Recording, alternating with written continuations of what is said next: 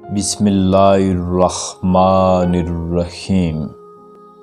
شروع اللہ کے بابرکت نام سے جو دلوں کے بید خوب جانتا ہے۔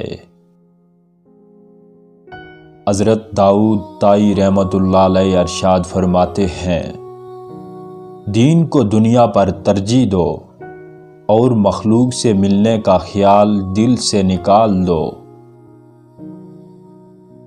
دنیا سے روزہ رکھو اور آخرت سے افطار کرو، بدگوئی سے اعتراض کرو اور مخلوق سے کنارہ کش رہو۔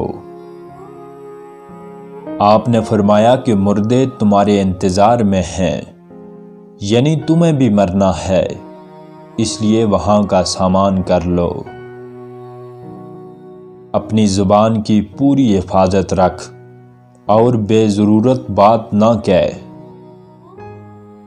تنہائی اختیار کر، یہ عبادت کے لیے ضروری ہے۔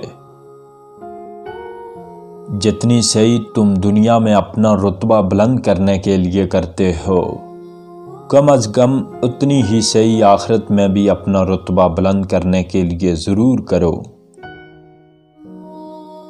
ترک دنیا سے بندہ خدا تک رسائی حاصل کر لیتا ہے۔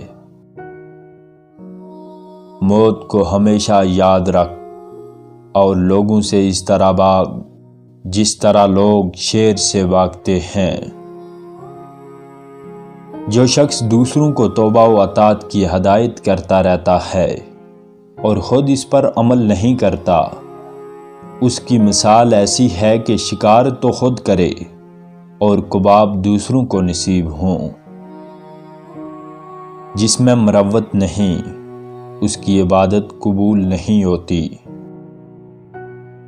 اگر ہم نشینوں کی صحبت سے کچھ حاصل نہ ہو تو تنہائی بہتر ہے۔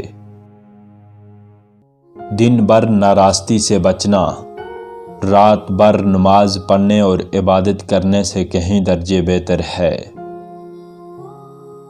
جس طرح اپنے کپڑے دھوتے ہو، اسی طرح اپنے قلب کو بھی دھو لیا کرو۔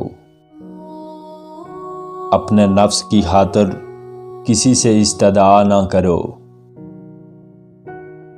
توبہ و عبادت سے بھی بندوں کو وہ فائدہ نہیں پہنچتا جو بندے کو بندوں کی حاجت روائی اور خدمت سے پہنچتا ہے۔ جس سے علم حاصل کرو، اس کی پیروی بھی کرو۔